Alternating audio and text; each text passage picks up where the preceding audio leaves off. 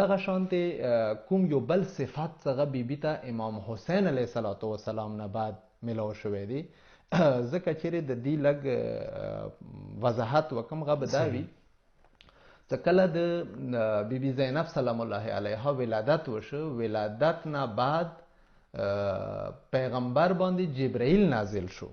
صحیح. دا د مو کتابونو کې موجود دی. جبرائیل نازل شو اور غ د بیبي زینب سلام الله علیها څه کومه نامه وه دغه نامې انتخاب وکړ اور جبرائیل ورته یې څه دی بچي باندې کومه نامه چېږده وه، هغه زینب چېږده وه. صحیح. زینب معنا څه کوم دی؟ د دپاره دوې معنی ذکر شوي دي. یوه معنا دا ذکر شوي دی چې زینب هغې ښځې ته ویل شي چې کوم خپل پلار دپاره زینت وي. صحیح. یعنی خپل پلار دپاره د زینت سبب جوړه شي. یعنی اسم مرکب دی. جی اسم مرکب دی. زین اب دغه شانته دی.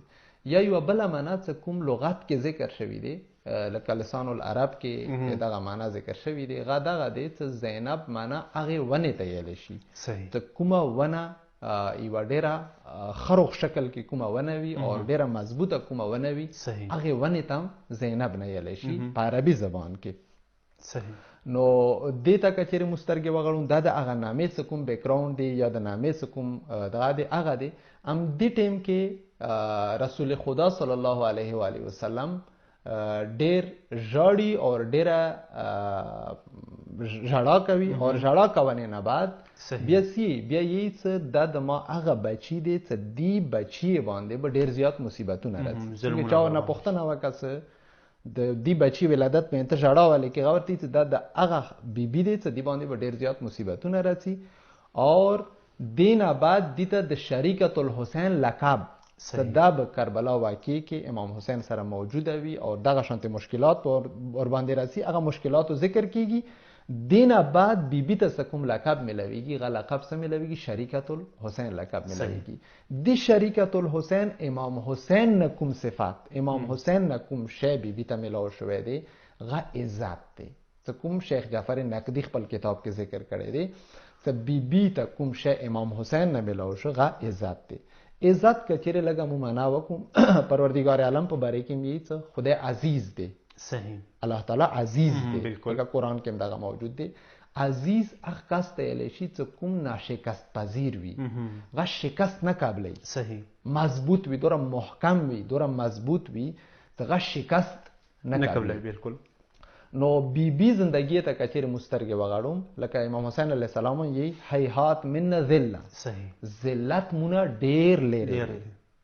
ذلت هیڅ کله مو ته نشي رانږدې کېدلی، یعنی عزت دی مو سره، ذلت مونه لرې دی.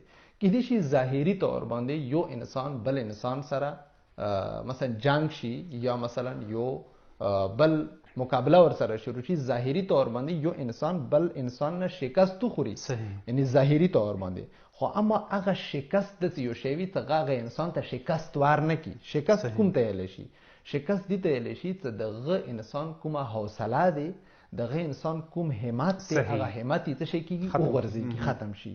بیبي زینب سلام الله علیها ته کوم صفات امام حسین علیه السلام طرف نه ملاو شوی دی، لکه څنګه امام حسین علیه السلام عزت سره زندگی وکا اور عزت سره غته شهادت ملاو شو. بیبي هم دغه شانتې د کربلا واقعي کې کچېرې مسترګې وغړوم سیرت ته اور تاریخ ته مسترګې وغړوم، هغه کې موږ ګورم چې بیبي زینب سلام الله علیها دغه صفت د عزت والا هیڅ کله بیبي هغه مختلفو سختو حالاتو کې بیبي هیڅ کله شکست قبول نه کړ.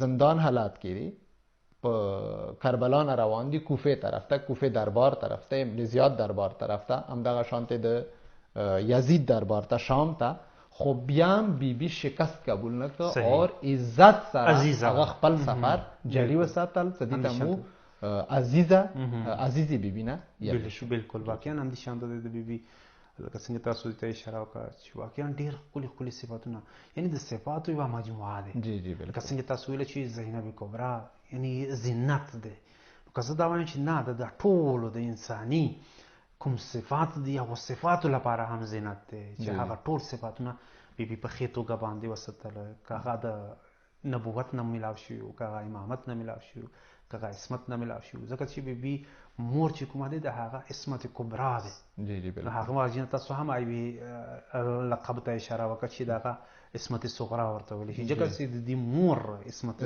کبرا باندې مشهور واکند بیبي ډېر ښکلي فضایل او ډېر ښکلي صفات دي او دا هم موږ لپاره یوه موقع وي چې د بیبي ولادت کې یا د بیبي شهادت کې د هغې تذکره وشي او زموږ علم او معرفت زیات شي